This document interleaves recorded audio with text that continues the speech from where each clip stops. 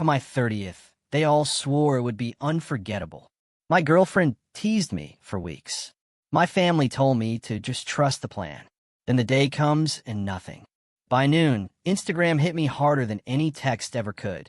There they were, my girlfriend, my family, my closest friends, all partying at a neon bar, singing, laughing, celebrating. They sold me a dream for my 30th birthday, whispering promises of unforgettable. What I got instead was a brutal, public slap to the face that forever shattered my view of family and love.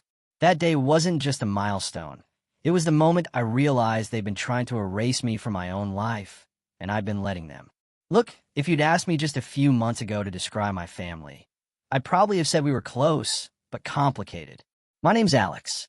For most of my life, I've been the glue, the middle kid, the one who remembers every birthday, plans every holiday meal, and basically keeps the family calendar running.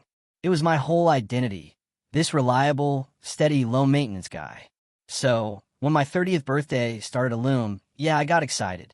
30 feels like a big deal, a real turning point, right? And for the first time, it felt like they all agreed. My mom started dropping hints weeks beforehand. Just wait until you see what we planned. Then my sister Chloe sent me a winky-faced text saying, "Clear your calendar. We're going all out." And my girlfriend, Maya, she was the biggest tease. Every time I asked, she'd just smirk, lean in, and whisper, "It's going to be unforgettable." That kind of hype, man, it gets to you.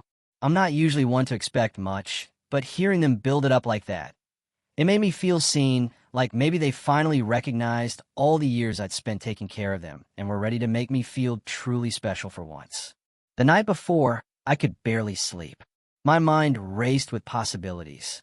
A surprise dinner with my closest friends? That fancy rooftop bar I'd mentioned wanting to try? Whatever it was, they made it sound like a memory you'd tell your future kids about. I woke up early the next morning, practically buzzing. I half expected a text from Maya. "Don't eat breakfast. We're on our way." But nothing. By 10 a.m., still nothing. Noon rolled around, and I thought, okay, maybe it's just part of the grand surprise. Keep me in suspense until they sweep in. To distract myself, I scrolled through Instagram. And that's when I saw it. My entire feed flooded. Stories from my mom, my dad, my sister Chloe, my brother, even Maya, and two of my best friends, all tagged in videos. They were at a karaoke bar, singing, laughing, drinks in hand. Chloe's caption on one story: "Best party ever. Glad he didn't come. LOL." My stomach dropped. I tried to rationalize it. Maybe it was from the night before, a casual get-together. But the timestamps were all from that morning. They'd been out since 9, and Maya was front and center in one video, mic in hand, belting out some song she knew I absolutely hated, the kind she only ever sang to annoy me. My friends were cheering her on in the background. I just stared at my phone for a full minute, waiting for the punchline, waiting for a text saying, "Surprise, we're coming to get you now." But there was nothing, just more videos, more laughter. I didn't reply. I didn't show up. I just sat there on my couch, my apartment suddenly too quiet, too empty, like all the air had been sucked out of the room. By late afternoon, I just put my phone on silent. Whatever. This was some cruel joke, a surprise that meant excluding me. I didn't want to see any more of it. 2 days later, I woke up to 63 missed calls. Chloe, my mom, Maya, even my dad, who usually needs help sending a text. There was a new group chat, Birthday Disaster, with dozens of unread messages. And then one text from Maya, sent at 3 a.m., that actually made me laugh out loud despite everything. "Alex, please call me. You don't understand what happened." I stared at it, a weird mix of anger and curiosity bubbling up. Because here's the thing, if I didn't understand what happened, it wasn't because I wasn't paying attention. It was because nobody bothered to include me in the first place.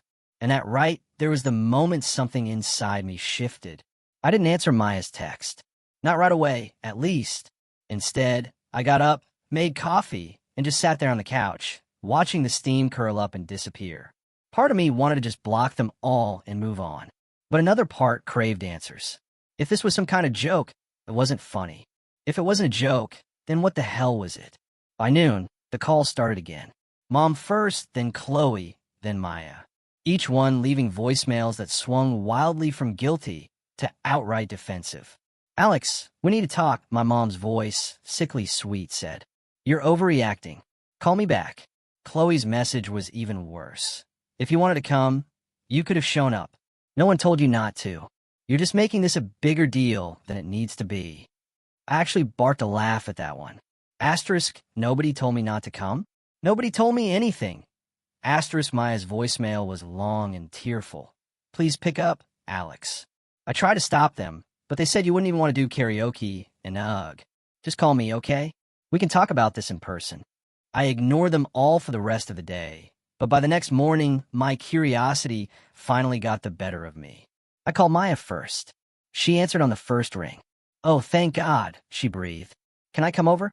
Why? I asked flatly. Because this isn't something we can talk about over the phone. I hesitated, then told her to come. When she showed up, she looked like she hadn't slept. Hair a mess, makeup smudged. She stood in the doorway, holding a coffee for me like a peace offering. Start talking, I said, not reaching for the cup. Maya sank onto my couch, burying her face in her hands. It wasn't supposed to be like that, she mumbled. Your mom and Chloe, they wanted to do something spontaneous and fun. I told them you'd hate karaoke, but Chloe said, you always ruin the mood with your boring birthday dinners. So this year, they wanted to do something just for them. I just blinked. Asterisk, just for them? For my birthday? Asterisk, Maya winced. Yeah, they said you'd probably find a reason not to show up anyway. So they decided to just start without you. My stomach twisted. So you just went along with it? She flinched at my tone. I tried to call you that morning, but Chloe said it would ruin the vibe. And then once we were there, they kept saying you'd get mad if we called. So you didn't call? I finished for her. Maya looked down at her hands. I'm sorry. The apology should have felt like something. Instead, it felt hollow because she wasn't sorry she went. She was sorry she got caught in the fallout. I need some space, I said finally. Her head shot up. Alex, don't do this. It was just a party. It was my birthday. I snapped, louder than I meant to. My 30th birthday. And you let them turn it into some joke at my expense. Her eyes welled up, but I didn't feel guilty, not even a little. After Maya left, I just sat there, simmering. By the weekend, I couldn't stand it anymore. I drove to my parents' house, rehearsing every word in my head. My mom answered the door, a fake smile plastered on her face like nothing had happened. Alex, finally, we were starting to think you were holding a grudge. I'm holding a grudge, I said, stepping past her into the living room.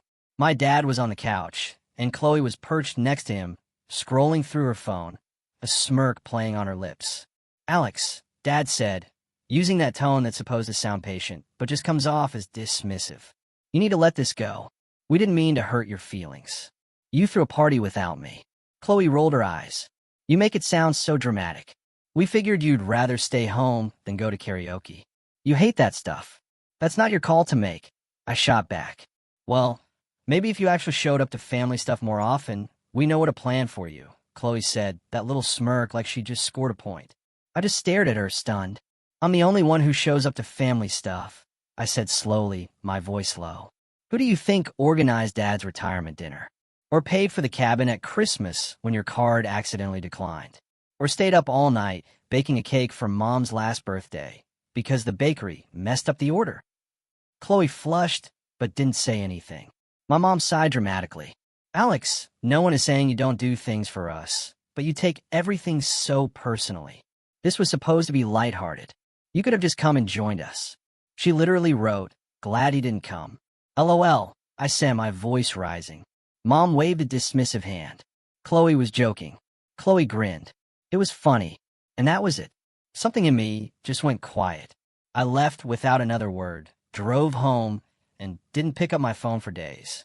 That's when things got truly ugly. I heard through a mutual friend that Chloe had been telling everyone I threw a tantrum over the party, called me too sensitive, and said I made everything about myself. And my mom? Apparently, she was defending Chloe, saying, Alex has always been a little dramatic. The real kicker, Maya started hanging out with them without telling me. I'd see her tag in Instagram posts, brunch with Chloe, wine night with my mom, laughing like nothing had happened. I didn't confront her. Not yet. I just watched, waited, and let the anger settle deep in my chest like wet cement. Then about a week later, a text from my mom. Family dinner on Sunday. Don't be late this time. No apology, no acknowledgement, just an expectation that I'd show up as always. I stared at it for a long, long time, feeling that shift inside me again. Bigger this time, heavier. For the first time in years, I didn't feel guilty at the thought of not going. In fact, I started wondering, asterisk, what if I didn't just skip dinner? What if I stopped being the reliable one altogether? Asterisk, I didn't go. I didn't even text to say I wasn't coming. Instead, I spent the evening on my balcony with a beer, listening to the city noise, wondering when exactly I'd stop being part of my own family. Around 9 p.m., my phone lit up. Chloe. I let it go to voicemail. Then Maya. Then Mom. I didn't answer any of them.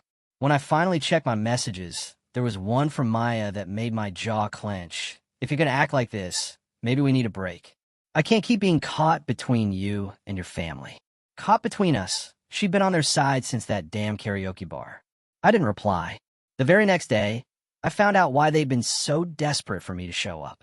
I was at work, half-heartedly answering emails when my cousin Leo called. We don't talk often, so it caught me off guard. Hey man, he said cautiously. Listen, I don't know if you've heard yet, but your parents made a pretty big announcement last night. I frowned. What kind of announcement? He hesitated. They said they're redoing their will. They're leaving the lake house to Chloe.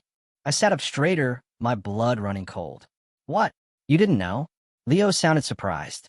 No, I didn't know. I snapped. They didn't say anything to me. Leo whistled softly. Yeah, they made a whole speech about it. Said Chloe deserves it because she's the only one who still values family traditions. People clapped. It was awkward. My chest felt tight. The lake house wasn't just some piece of property. It was ours. It was where we'd spent every summer growing up, where Dad taught me to fish, where I scraped my knee so badly Mom had to carry me back to the cabin, where we had bonfires and sang badly out of tune under the stars. It was ours. All of ours. I left work early and drove straight to my parents' house. Mom was in the kitchen, humming to herself like nothing was wrong. Alex, she said, genuinely surprised. You should have been here last night. Why didn't you tell me you were leaving the lake house to Chloe? I cut in, not even a greeting. She blinked. Oh, you heard about that? Yes, I heard about that. I snapped. Mom sighed like I was being unreasonable. Alex, you made it clear you don't even like going up there anymore. I missed 4th of July because I was working a double shift, I retorted. And suddenly, I don't care about the lake house. Dad came in from a garage, wiping his hands on a rag. Alex, this isn't about you. Chloe is the one who's been keeping the traditions alive, organizing trips, bringing everyone together. I stared at him. You mean posting Instagram stories about it? Just then, Chloe chose that moment to walk in, holding an iced coffee. Oh, good. You heard? She said, a smug smile spreading across her face. Honestly, I'm glad. Now we can skip the awkward conversation. I turned to her, incredulous. You knew how much that place meant to me. Chloe shrugged. You never even go there anymore. And I'm the one who actually uses it. Mom and Dad want to know it's going to someone who will take care of it. Take care of it. I repeated, my voice dripping with disbelief. You threw a party there last summer that ended with a broken window and beer bottles in the lake. That was one time, she said breezily. Besides, I already have plans to renovate. It needs a modern touch. My stomach turned. She wasn't just taking it. She was going to gut it. Mom stepped in, her tone suddenly sharp. Alex, don't start a fight over this. It's already decided. We're not going to sit here and make Chloe feel guilty for being the only one who shows up. I laughed bitterly. Of course, it's already decided. Why include me in the conversation when you can just tell me after the fact? Dad's jaw tightened. We didn't tell you because we knew you'd make a scene. I stared at them, feeling like the ground had shifted under me. You didn't tell me because you knew I'd care and you didn't want to deal with it. Nobody said anything. I left before I said something I couldn't take back. When I got home, Maya was sitting on my front steps. Alex, she said softly as I walked up, can we talk? I didn't answer. I just unlocked the door and let her follow me in. She stood in the middle of my living room, twisting her hands. I talked to your mom, she said finally. She told me about the lake house and she asked me to tell you that you're overreacting. I froze. She asked you to tell me that? Maya nodded nervously. She's just worried about you, Alex. This is tearing the family apart. I laughed, a harsh, humorless sound. This isn't tearing the family apart. They already did that. I'm just finally noticing. Maya flinched but didn't leave. Instead, she took a deep breath.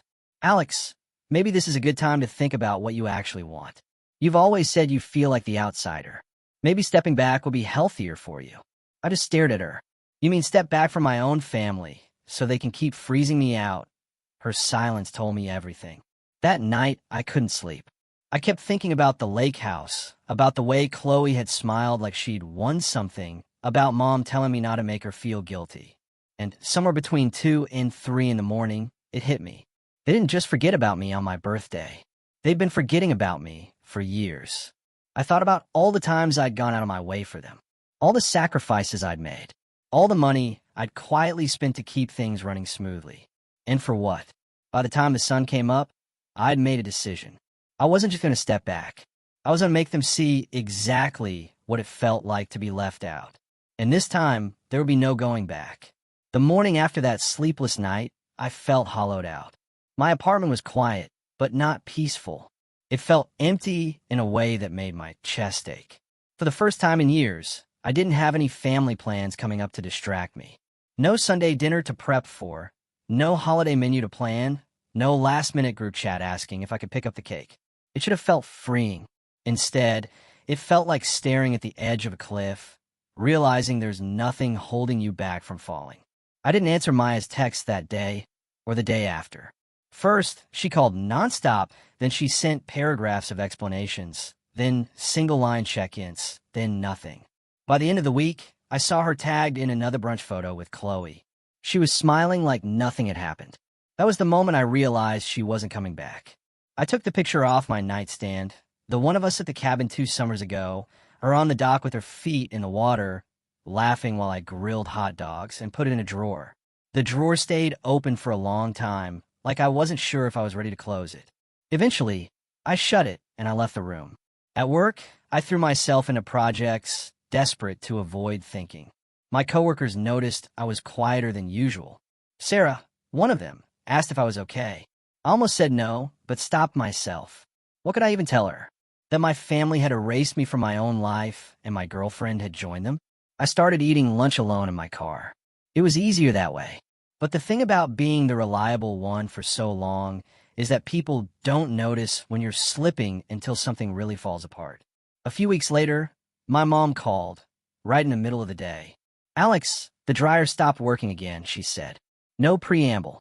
When can you come look at it? I stared out the office window, gripping my phone tighter. I can't, I said flatly. There was a pause. What do you mean you can't? I mean, I'm busy, I replied. Call a repairman. Another pause. Alex, that'll cost money. Your father's busy this week, and Chloe doesn't know how to fix it. Not my problem, I said, and hung up before she could respond. My hands were shaking afterwards. Not from anger, though.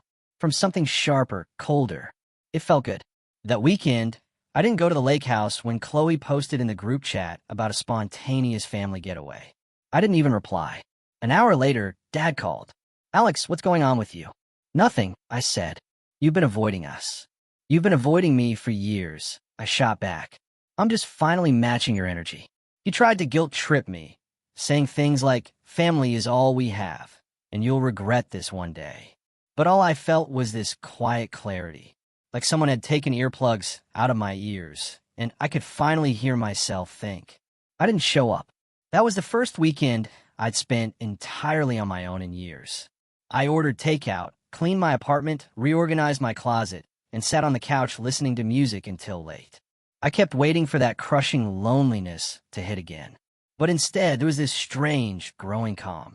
A week later, Chloe posted photos from the lake house, smiling selfies, fancy cheese boards, captions about family time with heart emojis. Underneath, people commented things like, "Where's Alex?" and "missing one sibling." Chloe replied to one, "He's too busy being dramatic. LOL. I didn't comment. I didn't DM her. I just screenshotted it and saved it to a folder on my phone. I started saving a lot of things. Screenshots, receipts, texts. Not for revenge. Not yet. Just to remind myself I wasn't imagining this.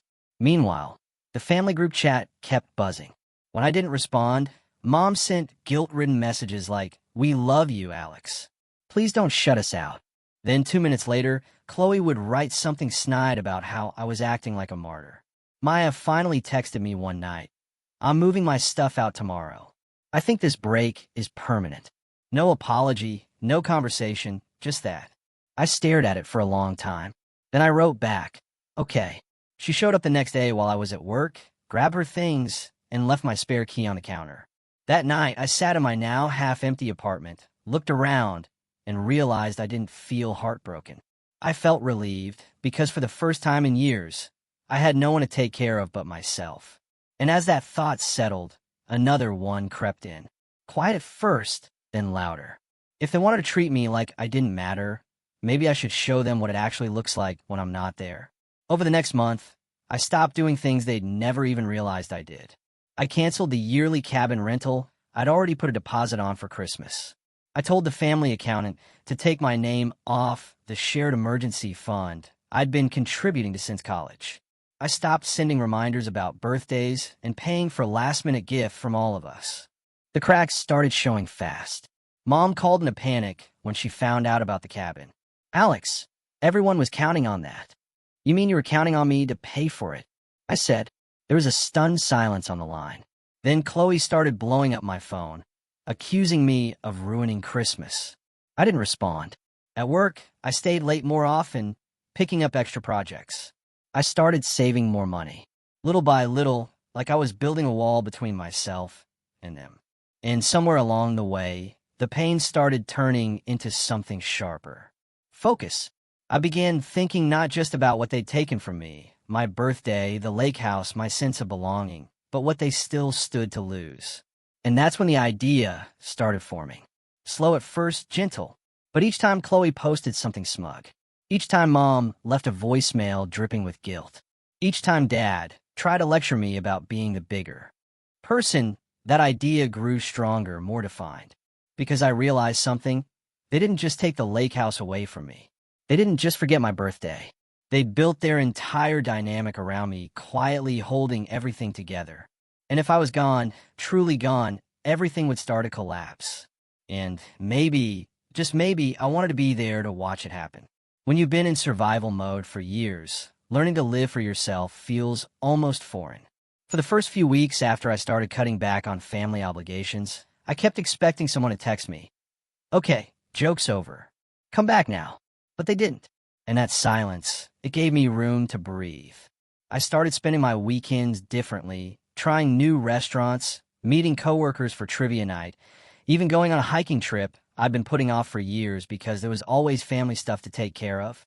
For the first time, I really noticed how much of my life had been shaped around accommodating other people's needs. My calendar was almost suspiciously empty, and instead of feeling guilty about it, I started filling it with things I actually wanted to do. I signed up for a woodworking class I'd been eyeing for months. By the end of the first session, I was already sketching out plans for a coffee table for my living room. I also started focusing more seriously on my job.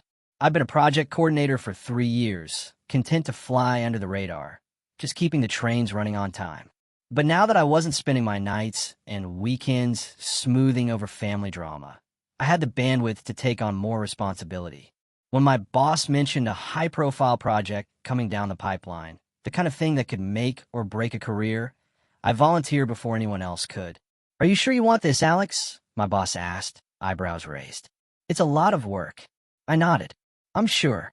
That project turned out to be exactly what I needed. Stressful, yes, but I was good at it. Really good. I stayed late when I had to, coordinated between 3 different departments, kept everyone on schedule. For the first time in months, I felt truly capable. 2 months later, I was sitting across from my boss in a corner office as she told me I was being promoted. "You've proven yourself," she said with a rare smile. "Frankly, I don't know how we managed before you took over this project." The promotion came with a raise, a big one. I celebrated by buying myself something small but meaningful, a leather-bound journal. Not to write about my feelings, I wasn't quite there yet, but to start jotting down ideas. And in that journal, a new section slowly started taking shape, one labeled simply Lake House. Meanwhile, the family group chat was slowly unraveling without me. I knew because I muted it, but didn't leave. Every now and then, I'd scroll through, watching the chaos unfold. Chloe tried to organize another family weekend at the lake house and got mad when no one responded for 2 days. Dad complained about having to fix the leaky roof by himself. Mom started asking who was bringing what food for Easter and got silence in return. Turns out when you spend years training one person to hold the family together, nobody else knows how to do it when that person steps back. I didn't gloat, not outwardly, but there was something deeply satisfying about seeing the cracks get wider. Then came the summer barbecue, the first one I didn't organize. Usually, I'd be the one sending out invites, arranging food, setting up the grill, making sure we had enough chairs. This time I stayed home. At around 7 p.m., my cousin Leo texted me a blurry photo of Dad standing over a smoking grill, looking stressed, while Chloe sat on the deck scrolling through her phone. "Wish you were here, man," Leo wrote. "This is a disaster." I smiled and put my phone down. That night, I wrote another note in my journal. "They're starting to notice." As the months passed, my apartment started to feel less like a temporary space and more like a home. The coffee table I built sat proudly in the center of my living room. I upgraded my couch, bought art for the walls. For once, everything around me felt like mine. Not something I'd inherited, not something that came with strings attached, just mine. And with every new thing I built for myself, every paycheck I put toward my savings instead of bailing someone out of a financial mess, I felt stronger. When Christmas rolled around, the group chat was unusually quiet. Normally, I'd be fielding 20 messages an hour about who was bringing dessert or who had to pick up Grandpa from the airport. This time, Chloe sent a single message 3 days before Christmas. "Whose house are we using?" Nobody responded for half a day. Then, Mom wrote, "Alex usually books the cabin." "Alex isn't talking to us," Chloe wrote back. And then there was silence. I spent that Christmas at a cabin, but not the usual one. I rented a different one for myself just outside town. I built a fire, made hot cocoa, and read a book by the window while snow fell outside. I didn't post a single picture. That was the moment I realized I wasn't just surviving anymore. I was thriving. In that journal, the one labeled Lake House, the pages were filling up fast. Plans, ideas, notes about property laws, conversations I'd overheard when I was younger about how Dad structured the deed, questions I could ask the right people if I chose to. Because the truth was, I'd stopped wanting them to apologize. At this point, I wanted something else entirely, something bigger, something that would make them sit up, pay attention, and finally understand what it meant to treat me like I didn't matter. And the more I thought about it, the clearer the path became. It wasn't just about getting even anymore. It was about making sure they could never do this to me or anyone else again. The day everything clicked started like any other. I was sitting in my office, sipping coffee, flipping through some paperwork when my boss stopped by my desk. "Alex, you're good with logistics, right? I need someone to handle the vendor contracts for next quarter." I agreed, thinking it would just be another line on my growing resume. But that project turned into something far more valuable. They put me in touch with a real estate lawyer our company used for property leases. After a few meetings, I started casually asking questions. Nothing specific at first, just general things about deeds, title transfers, and inheritance law. He was happy to talk shop. "It's amazing how many families get torn apart over property," he said over coffee one afternoon. "You'd be surprised how often people fight over lake houses." That made me smile faintly. Hypothetically, I asked, what happens if a family decides to change the inheritance but doesn't file the paperwork properly? "Well," he said, leaning back, "hypothetically, that's where things get messy. If the deed isn't transferred yet, it's still legally part of the estate. Anyone with standing can contest the decision, assuming they can prove their interest." I filed that away like a precious jewel in my pocket. The next week, I stopped by the county records office during lunch. I told them I wanted to look up the deed for the property under my family's name. It wasn't hard. It's all public record. When I finally held the folder in, my heart pounded. The lake house was still in both of my parents' names. No transfer had been filed, No trust documents, nothing. Which meant Chloe didn't actually own anything yet. I walked out of that building with a copy of the deed and a very quiet, very dangerous smile. That night, I sat at my kitchen table with my journal and started sketching out a timeline. Not just for me, but for them. Step 1, gather information. Step 2, secure leverage. Step 3, wait for the right moment. It wasn't enough to just stop doing things for them. I wanted them to feel the full weight of what they'd done. The universe apparently was on my side. 2 weeks later, I got a call from Leo again. "Hey," he said, lowering his voice like he always does when he's gossiping. "Just a heads up. Your parents are trying to put together a big 4th of July celebration this year. They want to invite the whole extended family. Word is they're going to use it to formally sign the transfer papers for the lake house." My pen froze mid-sentence. "Are you serious?" I asked. "Dead serious," Leo said. "Chloe's been bragging about it to everyone. She says she's already picked out new furniture." I thanked him and hung up, my mind racing. They were planning to make it official and public, which meant I had a very clear deadline. I spent the next month quietly working behind the scenes. I met with the real estate lawyer again, this time far more direct. I asked him about contesting a deed transfer if one sibling was excluded. He told me what paperwork I'd need, what evidence would be strongest, and most importantly, how to file things in advance to put a legal hold on the transfer until a dispute was resolved. "Hypothetically," he said with a grin, "you could stop the whole thing before it even gets signed." I grinned back. Hypothetically. Meanwhile, the family group chat was getting desperate. "Alex," Mom wrote one night, "we really need to talk before the 4th. It's important." Chloe chimed in 2 minutes later. "If you want to be included this time, you should probably show up." I didn't reply. Instead, I doubled down on my preparations. I quietly moved some money into a separate savings account, earmarked for legal fees. I met with an accountant to make sure I understood the tax implications of a contested estate. I even started looking into potential buyers for lakefront property, not because I wanted to sell, but because I wanted to know the market value down to the dollar. The more I learned, the clearer the picture became. Chloe didn't just want a lake house because she loved it. She wanted it because it was valuable, prime real estate that she could flip or rent out for profit. And the more I thought about her smug little grin when she told me about her plans to renovate, the more determined I became to stop her. Around this time, something interesting started happening at work. My promotion had put me in charge of several new hires. And for the first time in my life, I had people looking to me for leadership. One afternoon, a junior project manager said, "Alex, I like how you run things. You're fair but firm." My last boss never listened to anyone. That comment stuck with me. Fair but firm. It made me realize I wasn't just getting stronger. I was becoming someone other people trusted, someone with influence. And that influence wasn't limited to work. A few weeks before the 4th, I got another call from Mom. This time, her voice sounded less sweet, more anxious. "Alex, the roof at the lake house is leaking again. Your father and I were hoping you could come take a look before the party." "No," I said simply. "Alex, you didn't want my input when you decided who gets the house," I said, my voice calm but sharp. "You can figure out the roof without me." She was silent for a long time. "Your sister said you'd be difficult about this," she said finally. Then she was right. I hung up and felt that now familiar wave of satisfaction because this time I wasn't just saying no. I was saying no with purpose. By the time July rolled around, everything was in place. I had the legal paperwork drafted and ready to file the moment I chose. I had a folder of evidence, screenshots, texts, proof of my financial contributions over the years. I had an ally in Leo who quietly fed me updates about Chloe's plans.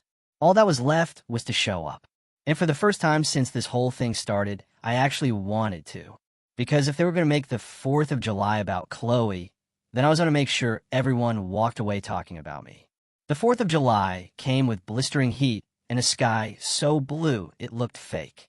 I drove up to the lake house with the windows down, my legal paperwork tucked neatly in a folder on the passenger seat. I hadn't been back since the last family trip 2 summers ago. Pulling into the driveway felt strange, like stepping onto a stage I used to know by heart.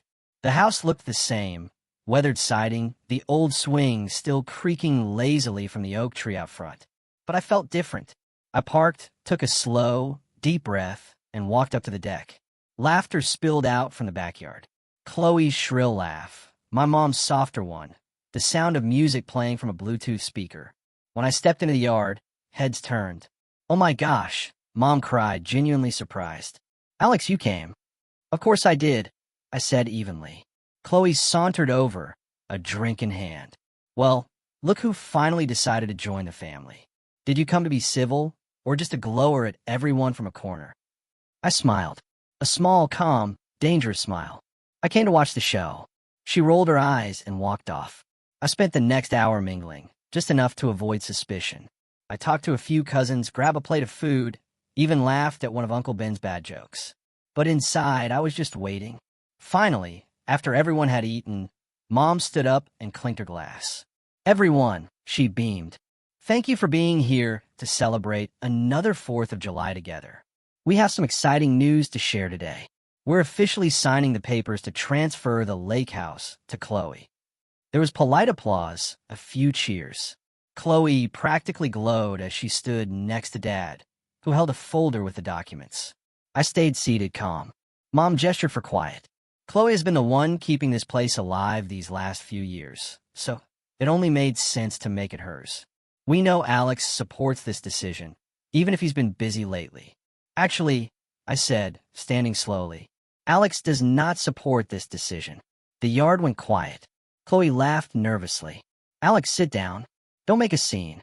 "I'm not making a scene," I said evenly. "I'm just letting everyone here know that this transfer isn't happening. Not today." Dad's face darkened. "Alex, this isn't the time." "It's exactly the time," I said, pulling the folder from under my arm. "Because I've already filed a petition with the county clerk to put a hold on any transfer of this property until a legal review can be completed." There was a stunned silence. "You did what?" Chloe snapped. I opened the folder and held up the stamped paperwork. "You heard me. This house isn't yours. It's not anybody's. Not yet.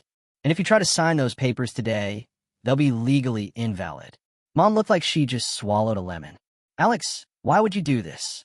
This is supposed to be a happy day." "Because this isn't just about a house," I said, my voice calm but carrying across the yard. "This is about years of being left out, ignored, and treated like I don't matter. You didn't just plan a party without me. You've been planning my absence for a long time, and I'm done pretending that's okay." I set the folder on the table where everyone could see it. "This isn't a fight. This is me standing up for myself. You wanted to take something from me that we all shared without even having the decency to talk to me first. That ends today." Chloe's face was red. "You can't just stop this because you're mad. You don't even care about this place." I met her glare. If I didn't care, I wouldn't be here. And I wouldn't have spent the last 2 months preparing to make sure this place stays exactly what it's supposed to be, a family lake house, not your personal vacation rental, not your Instagram backdrop. There was a murmur from the crowd. A few cousins nodded. Mom tried to regain control. "Alex, you're overreacting. This is ridiculous. You can't hold the whole family hostage because you're upset." I stepped closer, lowering my voice just enough that only she and Dad could hear. "I have receipts of every dollar I've ever spent to maintain this house. Repairs, groceries, deposits for trips you never reimbursed me for. If you want to play fair, I'll take my share of the property value and walk away. If you want to push me out, I'll see you in court." Dad's jaw tightened. Mom's hand flew to her mouth. Chloe sputtered. "You wouldn't." I cut her off. "Try me." The silence that followed was delicious. Finally, Dad cleared his throat. "We'll revisit this discussion." "Good," I said simply, and sat back down like nothing had happened. For the rest of the afternoon, the mood was tense. The Bluetooth speaker played on, but no one was singing anymore. Chloe sulked on the deck, shooting me daggers. Mom kept whispering to Dad, who looked like he had a headache. I stayed until sunset, then packed up and left without another word. On the drive home, I felt lighter than I had in months. Not because the fight was over, it wasn't, but because for the first time, I wasn't on the defensive. I was in control. And judging by the flurry of texts that started blowing up my phone before I even made it back to the city, they knew it, too. By the time I got home from the lake house that night, my phone was practically buzzing off the table. I didn't answer any of the calls, but I read every text. Mom's first message was almost pleading. Alex, you didn't have to do that in front of everyone. We could have talked privately. Then Chloe came in, all caps. You humiliated me. I hope you're happy. Everyone thinks I'm greedy now. Dad's message was short and sharp. This was childish. Call me tomorrow. I didn't reply to any of them. Instead, I poured myself a drink, sat down on the couch, and let the quiet sink in. For the first time, I wasn't the one scrambling to fix everything. Over the next few days, the fallout spread like wildfire. Leo texted me again. Bro, people haven't stopped talking about what you said. Half the cousins are on your side. Uncle Ben told Chloe she should be ashamed. Apparently, Chloe had spent the entire next morning calling relatives, trying to spin the story. She told them I was being dramatic and holding the house hostage. But since I had calmly laid out the facts in front of everyone, including my years of financial contributions, her version didn't hold up. Even people who usually stayed out of family drama started weighing in. My aunt sent me a long email thanking me for speaking up, saying she always thought it was unfair how much I did for everyone. Meanwhile, Chloe's perfect image was starting to crack. She'd already started ordering new furniture for the lake house, bragging about it online, and when she had to cancel the orders, people noticed. Her friends started commenting things like, "Wait, I thought you were getting the house." She posted a passive-aggressive story. Some people can't stand to see others happy. I didn't reply. Then 2 weeks later, I got the call that changed everything. It was Dad. His voice was quieter than usual. None of the sharpness from before. Alex, he said, your mother and I have been talking. We've decided not to transfer the lake house right now. It's caused too much tension. I stayed silent, waiting. He continued, we'd like to revisit how we're dividing things in the future. You were right. We should have involved you in the discussion. You've done a lot for this family. For a moment, I didn't say anything. Then I said, I appreciate that. Mom got on the line. Alex, I'm sorry, she said quietly. Not just for the house, for the party, for everything. I closed my eyes, letting the words settle. It wasn't perfect. It didn't erase what happened. But it was the first time they'd ever actually said sorry. I agreed to meet them for dinner, just the three of us. When I arrived, they looked smaller somehow, like the fight had taken something out of them. We really talked for the first time in years. They admitted they'd taken me for granted, relied on me too much. I didn't rush to reassure them. I let the silence stretch until they had to sit with it. And then I told them calmly that I'd still be filing paperwork to make sure my share of the lake house was legally protected, not to punish them, just to make sure this never happened again. Dad nodded slowly. That's fair. Chloe, of course, was another story. She cornered me after dinner a few nights later outside my apartment. You ruined everything, she hissed. Do you have any idea how embarrassing this has been for me? Yes, I said simply. That was the point. She blinked, stunned. You think this makes you the bigger person? No, I said, meeting her glare. It makes me the person who finally stopped letting you walk all over me. She stormed off without another word. The next time I saw her was at Thanksgiving months later. She barely made eye contact. Mom and Dad were on their best behavior, and for the first time in years, the dinner felt balanced. Nobody asked me to carve the turkey. Nobody asked me to run out for forgotten cranberry sauce. Nobody asked me to stay late to clean up. They managed it themselves. As I got up to leave, Dad stopped me at the door. You know, he said quietly, things are different now, but maybe different is what we needed. I nodded. Walking to my car, I felt a strange mix of sadness and relief. Things weren't back to normal. They never would be, but they were better because now they knew where I stood. And as I started the engine, I glanced at the folder still in my glove compartment, the one with the deed copy and the legal hold paperwork, and smiled. Because the next time someone thought about leaving me out of the picture, they'd remember the summer. And they'd think twice.